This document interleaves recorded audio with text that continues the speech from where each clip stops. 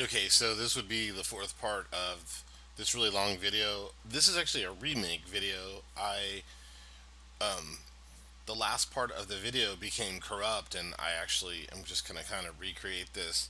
So I was talking about the whole thing,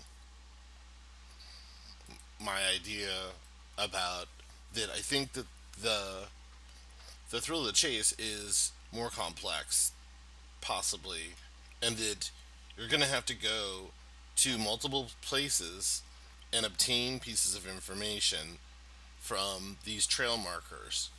And the trail markers, I think, they could be multiple things. But I have a couple of ideas, and I almost just want to give them away. I know immediately someone is going to shoot them down and say something to the extent of that you are using a structure, you're using a building. Oh, I just gave it away. You're using these things that are you know. But Forrest Fenn always said that the treasure isn't associated with any structure. He didn't say anything about the clues. So going back on that is the point I was making is that the it is interesting that the Continental Divide, and I know this has been talked about over and over on threads and on Reddit, is that you have the Continental Divide, and it is interesting, and it is that it is a common thread. It is a commonality to all four states. That the Continental Divide runs through all four states.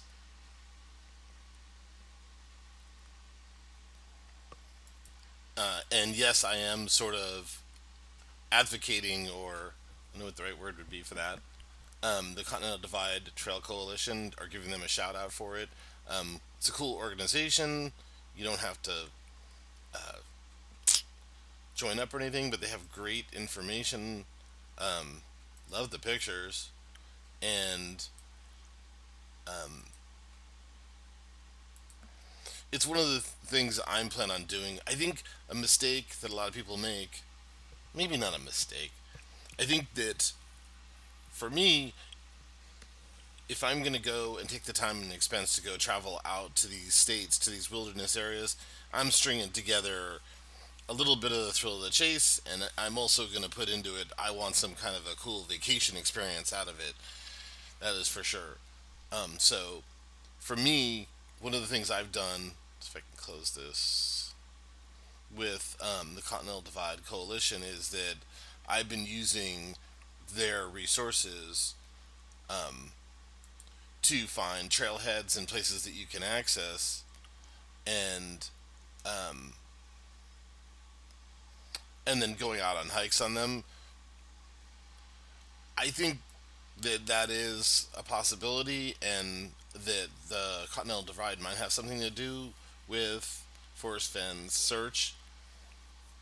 But then, if I play devil's advocate, I could sit there and say, if there's all these people stomping up and down this trail, and I don't think there's like throngs of people, but there's definitely a fair amount of people who walk this trail and camp out along it. So that sometimes I put that out and I say, well, I don't know if Forrest Fenn would do that. Put the treasure out on this trail like that.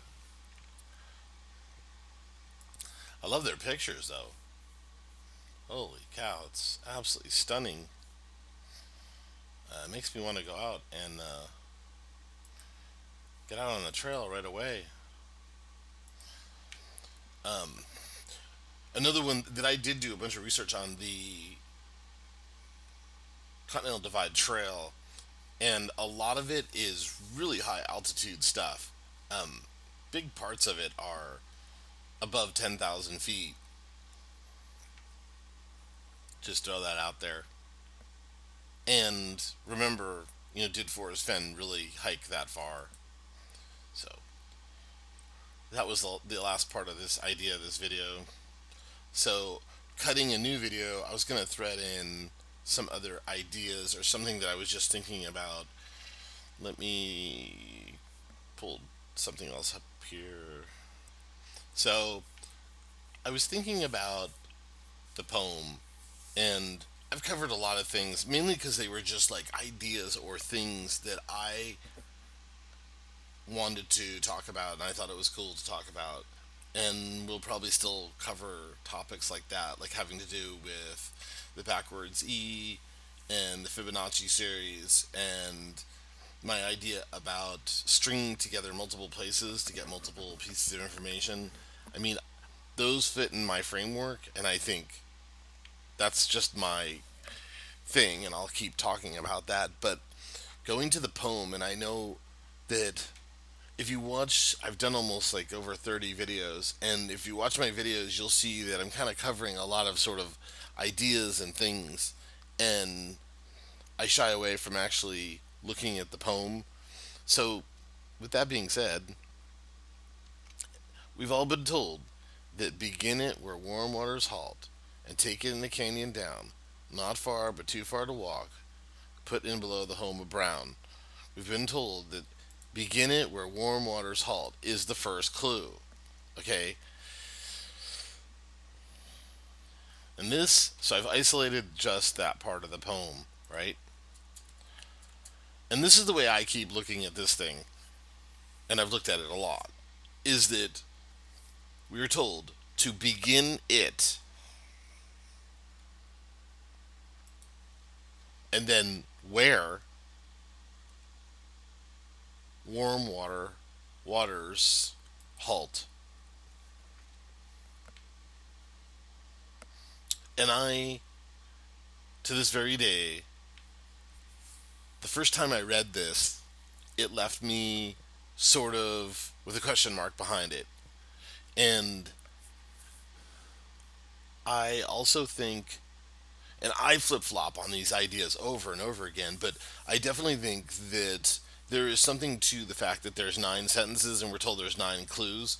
And I think and I'm gonna digress on that, and I'm gonna go away from it. And the thing that I would be saying about that is that you need to look at the whole sentence. Now, I'm going to not do that. And I'm going to say, if you say, begin it where warm waters halt, okay, this is a problem, I think, a real issue of if we are saying that we're being told to begin it, what is it? We're assuming that it is a quest or a search. And I'm saying that you need to go to one place and you're looking for this particular thing, and you're going to be, and I'm making an assumption. I'm saying that I think this poem is incomplete. I think that there might be more to the poem. Okay, I'll put that off to the side. But when you say begin it, where warm waters halt, the problem I have is that in nature, when you go out in nature, and if you, even in your hometown or wherever you live, I mean, if you live in a city, you may want to go outside the bounds of the city. But I mean, even if you live in a city like New York City, go down to Central Park in New York City, go in the park and go hike into Central Park, and I guarantee you that you're not going to find warm water in nature much. So immediately people go to, okay, we're talking about some kind of thermal geyser, hot water pools, water coming out of the side of a hill, and I'm not discounting that. It's still, everything's on the table. Never want to take anything off the table when it comes to this thing. And I think that's a mistake that some people do too, is that they'll say, oh, it could never be this, and then they discount it. Maybe they don't. I think they're just being staunchy because they have a solve and they want it to fit that solve. But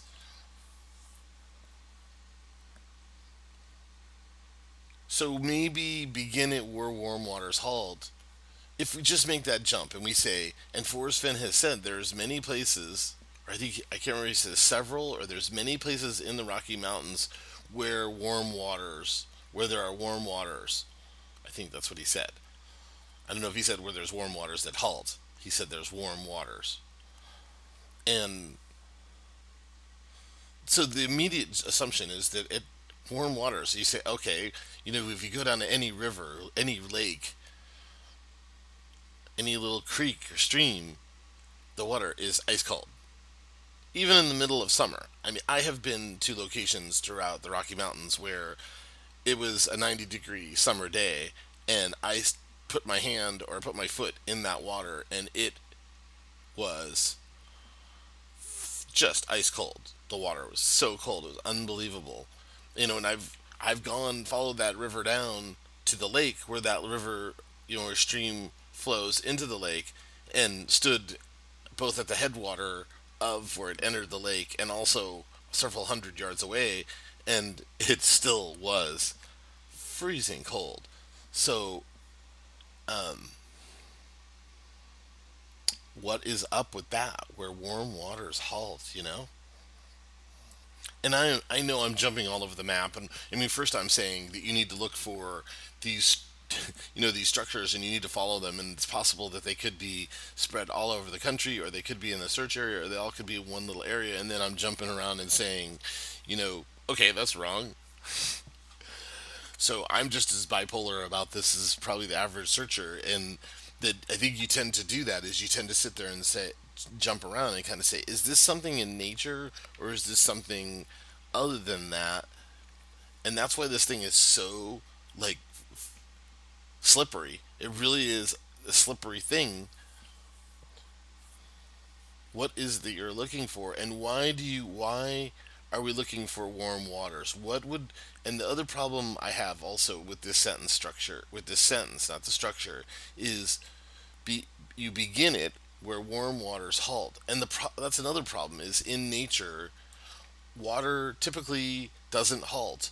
Water streams, water flows, water condenses, it beads up, but seldom in nature, or almost rarely in nature, does water come to a halt. A halt is a stop, a very immediate stop. You say they were driving the car and they came to an immediate halt. They stopped. And so where does warm water come to an immediate stop? You know, at a and so the next thing you'd say would be a dam, but he's said that it's not associated with a dam. I think.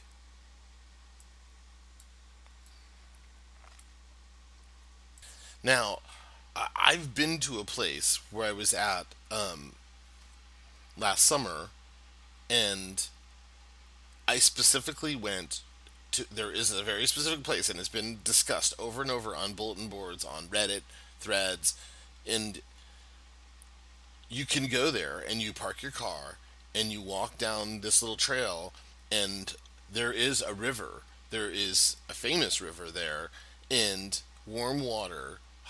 And I actually posted information about this and then deleted it because people were like tearing me up on it. Is that the warm water, the hot water, from a thermal, underground heated water, it comes right out of a hill there, and it runs down maybe this bank of about 40 feet, maybe 50, 60 feet, maybe not even that, 35 feet, and it comes down and it flows into the river. And to me, that's warm water halting. I mean, you have warm water coming out of the ground, and it's halted by the cold water. To me, that is the only way that I can think of that defines this. I mean, the only other thing I can think of is that you have some kind of water coming out, like in a semi-arid or dry area, and he's talking about that this water flows out and it's halted by the desert. That it's so hot or arid or so dry that the water just evaporates or stops. And so you're looking for something like that. Okay, so like my video, and this is going to wrap this up, and we're going to post this, and thanks for listening. There'll be more content coming up soon. I'll probably cut something real soon here. Thanks for listening.